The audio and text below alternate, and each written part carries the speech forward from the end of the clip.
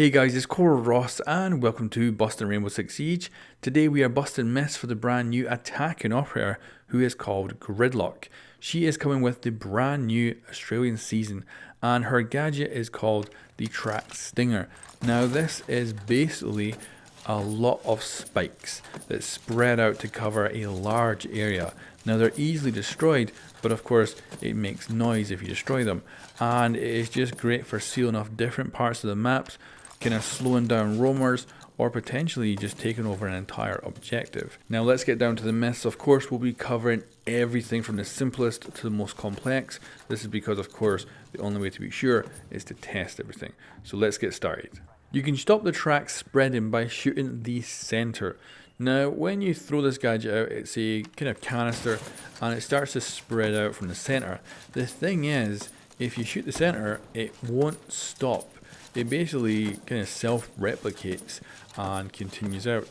The way it works is the center one spreads out 6 more around it. So if you do manage to take a center one out really quickly, you can stop it. But if any of the next ones get put out, they will then deploy 2 others. As a result, it's really hard to get these things under control as a defender because you really do have to kind of specifically shoot the ones that basically are in your way. And don't worry about trying to actually stop it spreading.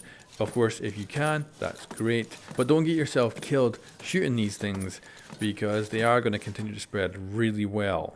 So that's busted. Shooting the center one will not stop them overall. You can throw a TRAX through a drone hole. So of course this gadget looks really big and it has all these spikes that come out from it. But you can actually throw it through drone holes. And as a result, you can really use drone holes to your advantage to cut off segments of the map really well. And I'm surprised how well this works. So for instance, we've got this drone hole here that goes into this corridor. So lob one of your TRAX into there, it will then just start to spread out. And as a result, if we actually go take a look at it inside, you'll see that we've pretty much sealed off that corridor, or at least as a defender, we're going to have to shoot and destroy these things. So yeah, it's pretty impressive, I think, and yeah, I'm amazed that you can actually throw these things through the drone hole considering how many are in it and how big the canister is to begin with, but that is confirmed. Small deployed TRAX do less damage. Now these TRAX do 10 points of damage if you step on them, and they'll continue to do 10 points of damage as they take over. So what about a small one? Because these things spread out into the space. So for instance, we've got a really small one here, and as a result, if we step on it, nothing happens, no damage whatsoever, which is interesting. I did not expect this. I thought we'd get the same amount of damage. So we'll just do this with a little one over here and see, and we take 10 damage. So, okay, maybe there's a limit before it starts damaging you. So I found one that's kind of in between. Took 10 damage on that as well. So I'm thinking that's a bit odd, and maybe something's messed up here. So what I'm going to do next, I'm actually going to go prone next to the tiny one, because my hitbox just wasn't touching it, I guess. And as a result, if I go prone, I do take damage. So even the tiniest of TRAX will still continue to give you a 10 points of damage, which to be honest, it probably should do more because there's more spikes condensed in that area. But certainly that is busted, it does not do less damage. Electric barbed wire destroys TRAX. Now, normally, electrified barbed wire takes out any kind of gadget on the attacking side. There's not much that can survive it. So you would think throwing this TRAX into electrified barbed wire would destroy them. And it did stop it expanding to its full size, but of course we know from the previous test that doesn't matter. And as a result, it still is able to throw out all the TRAX even though it is electrified, which is quite crazy. It really is. And I that was a surprise for me. That's, busted, but it was a really big surprise. I thought it was totally going to destroy it. You will be hurt air jabbed over the TRAX. Now, of course, this seems like an awesome combo. The air jab and these TRAX, because you could send a defender flying over multiple of these. But if you remember, I did a Mythbusters on a change they did to the air jab, which meant the player as they fly through the air actually destroy gadgets as they go. So as a result, you'll notice that when we send this defender flying, he actually ends up just completely and utterly wiping out a whole bunch of TRAX, and he doesn't actually take any damage. Now, in an update to the test server, and of course this is all test server testing we're doing here, so everything is subject to change, they did change it and made it so that he does take damage. But in this version, he took no damage whatsoever. So teaming them up together was a really bad idea. But they added damage in, which is awesome. So here we are testing the new version. So this would make it seem like, air jabs and TRAX would be a great combo because, the defender's going to take a whole bunch of damage. But actually, he took 10 damage and he went through about 3 or 4 TRAXes. And that should be like 40 damage, but it's only 10. He only seems to take damage from the very first one.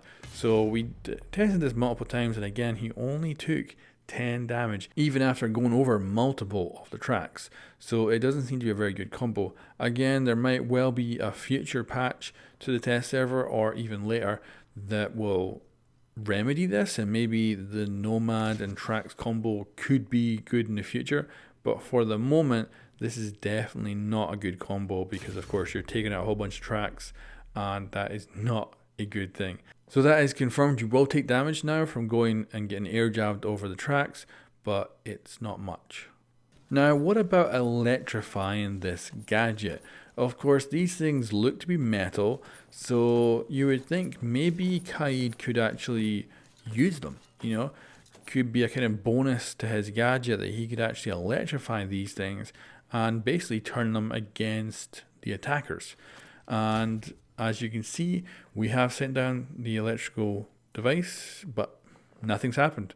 It hasn't electrified any of them, even though there's multiple in the range. And like I say, they are probably metal, and you would think that they would get electrified, but no, there's no effect, which is kind of, understandable. But it would have been cool for Kaid to have just a little bit of a bonus here, but unfortunately that is busted.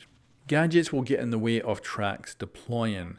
Now, of course, things like deployable shields, kind of hard cover, things like that are going to get in the way. But what about small gadgets? What about like claymores, nomad gadgets, other things like that? And of course, in a defender's objective room, there might be like mute jammers and all that kind of stuff. But you can see the way it works is the TRAX kind of spreads out really well and fills all the spaces it can. And like with the previous test with the damage, we know that it doesn't matter if they're smaller, they're still going to do the same amount of damage. So even with gadgets in the room, they actually expand really well to kind of fill the space. So it's confirmed. But like I said about hard cover and things like that, they will get in the way of the TRAX actually being deployed.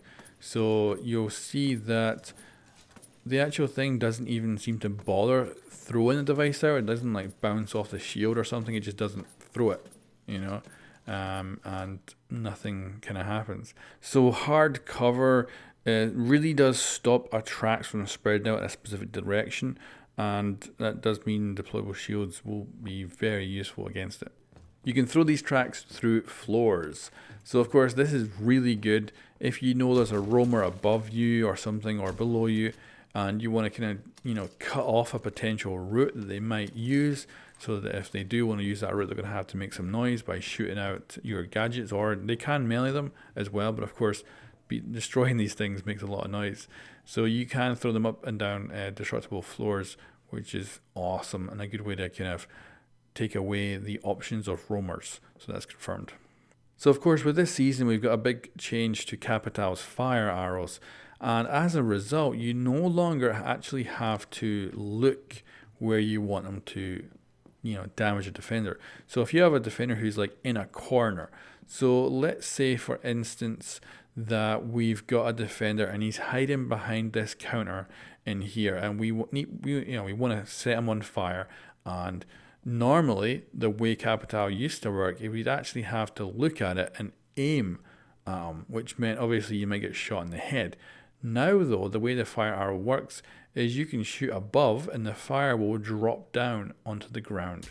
As a result, you can actually set a corner of a room on fire without actually giving away your position, and, you know, potentially getting shot in the head. This is awesome change to Capital and makes him far more fun to play and much more relevant. So that is confirmed. Anyway guys, that is the end of the myths for today. Thanks to my patrons for supporting this episode and all my 6 News coverage. And yeah, let me know how I've done with the testing, if there's any more stuff you would like to see tested, and what do you think of these brand new operators. Catch you next time.